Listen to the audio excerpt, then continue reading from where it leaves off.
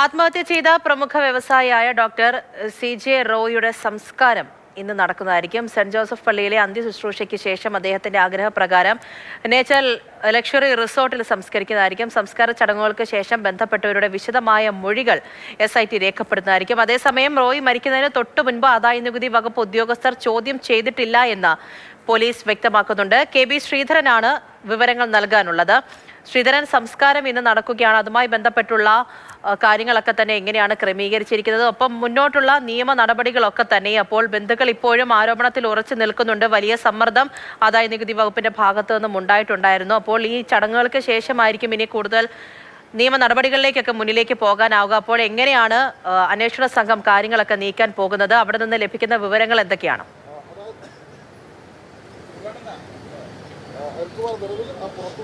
പൂജ, CJ റോയിയുടെ അന്ത്യയാത്രയ്ക്കുള്ള ഒരുക്കങ്ങളെല്ലാം ഇവിടെ ആരംഭിക്കുകയാണ്. ഞാനിപ്പോൾ നിൽക്കുന്നത് ബൗറിംഗ് ആശുപത്രിയിലാണ്. ഇവിടെയാണ് ഇന്നലെ പോസ്റ്റ്മോർട്ടത്തിന് ശേഷം മൃതദേഹം സൂക്ഷിച്ചിരിക്കുന്നത്. അദ്ദേഹത്തിൻ്റെ മൃതദേഹം കൊണ്ടുപോകുന്നതിനുള്ള വാഹനമൊക്കെ ഇവിടെ തയ്യാറായിട്ടുണ്ട്. രാവിലെ 8 മണിയോടുകൂടി ഇവിടെ നിന്ന് പുറപ്പെടും.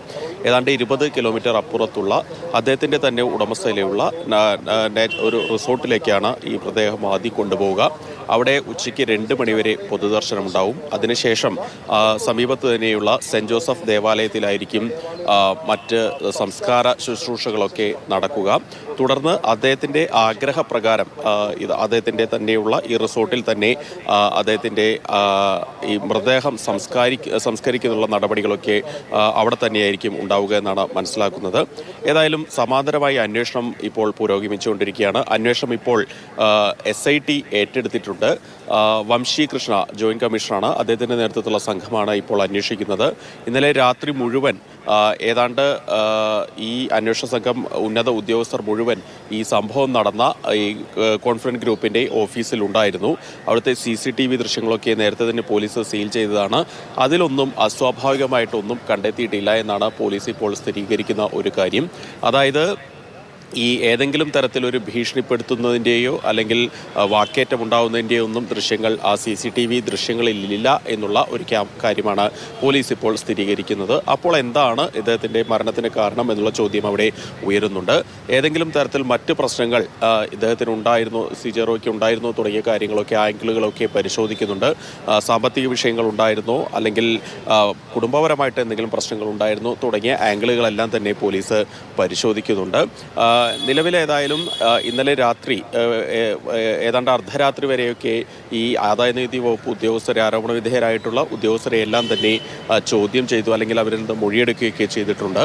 അന്ന് ആ സംഭവം നടന്ന തൊട്ട് പിന്നാലെ തന്നെ അവരുടെ മൊഴി നേരത്തെ തന്നെ രേഖപ്പെടുത്തിയതാണ്. വിശദമായിട്ടുള്ള മൊഴി പ്രത്യേക അന്വേഷണ സംഘം കൂടി ഇപ്പോൾ എടുത്തിട്ടുണ്ട് ഇന്നലെ രാത്രി. അതായത് അതിൻ്റെ ഉന്നത ഉദ്യോഗസ്ഥനായിട്ടുള്ള കൃഷ്ണപ്രസാദ് ഉൾപ്പെടെയുള്ള ആളുകളുടെ മൊഴിയാണ് എടുത്തിരിക്കുന്നതെന്നാണ് നിലവിൽ പോലീസിൽ നിന്ന് ലഭിക്കുന്ന വിവരം. ഏതായാലും ഈ ആദായനികുതി വകുപ്പ് ഇപ്പോഴും ഉറച്ചു നിൽക്കുന്ന ഒരു കാര്യം, അത്തരത്തിലൊരു ഭീഷണിയോ സമ്മർദ്ദമോ ഉണ്ടായിട്ടില്ല എന്നുള്ളൊരു കാര്യം അവർ ആവർത്തിച്ച് പറയുന്നുണ്ട്.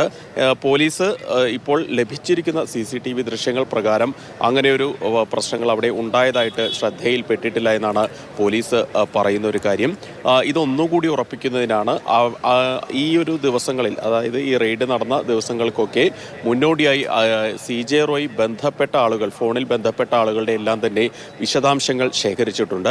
അവരെ കണ്ടെത്തിയെല്ലാം അവരുടെ സ്റ്റേറ്റ്മെൻ്റ് എല്ലാം രേഖപ്പെടുത്തി ഏതെങ്കിലും തരത്തിൽ ഈ ഭീഷണിയും സമ്മർദ്ദവും ഉണ്ടായിട്ടുണ്ടോ തുടങ്ങിയ കാര്യങ്ങളൊക്കെ ഉറപ്പുവരുത്തുകയാണ് പോലീസ് സംഘം ചെയ്യുന്നത്. നിലവിലേതായാലും ആ രീതിയിൽ അന്വേഷണം മുന്നോട്ട് പോകുന്നുണ്ട്. കർണാടക സർക്കാരും പോലീസും ഈ വിഷയത്തെ വളരെ ഗൗരവത്തോടു കൂടി തന്നെയാണ് കാണുന്നത്. അതുകൊണ്ട് തന്നെയാണ് DIG റാങ്കിലുള്ള ഒരു ഉദ്യോഗസ്ഥൻ തന്നെ ഈ കേസ് അന്വേഷിക്കുന്നത്. അതിൽ 2 DCPമാരും 2 ACPമാരും ഉൾപ്പെടെ വിപുലമായിട്ടുള്ള അന്വേഷണ സംഘം തന്നെയാണുള്ളത്. കഴിഞ്ഞ ദിവസം ഇദ്ദേഹത്തിൻ്റെ ഭാര്യയുടെയും മക്കളുടെയും ഒക്കെ മൊഴി പോലീസ് രേഖപ്പെടുത്തുകയും ചെയ്തിരുന്നു. അതോടൊപ്പം തന്നെ ഇദ്ദേഹത്തിൻ്റെ സഹോദരൻ, അത് ജീവനക്കാർ ഉൾപ്പെടെയുള്ള ആളുകളുടെ എല്ലാം മൊഴി രേഖപ്പെടുത്തും. ഇന്നിപ്പോൾ സംസ്കാര ചടങ്ങുകൾക്ക് ശേഷം മറ്റു കൂടുതൽ നടപടികളിലേക്ക് പോകുമെന്നാണ് മനസ്സിലാക്കുന്നത്. നേരത്തെ ആഭ്യന്തരമന്ത്രി G. പരമേശ്വര പറഞ്ഞ ഒരു കാര്യം, മുൻവിധിയോടുകൂടിയുള്ള ഒരു അന്വേഷണത്തിലേക്ക് ഞങ്ങൾ ഏതായാലും പോകുന്നില്ല.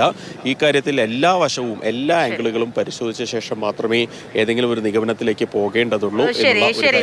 അപ്പോൾ ആ തലത്തിൽ അന്വേഷണം കൂടി മുന്നിലേക്ക് പോവുകയാണ്. ഇപ്പോഴും എന്താണ് ജീവൻ ഒടുക്കാൻ കാരണം എന്നത് സംബന്ധിച്ചുള്ള ഒരു വ്യക്തത വന്നിട്ടില്ല. കുടുംബം ആദായ നികുതി വകുപ്പിനെതിരായിട്ടുള്ള ആരോപണത്തിൽ തന്നെ ഉറച്ചു നിൽക്കുകയാണ്.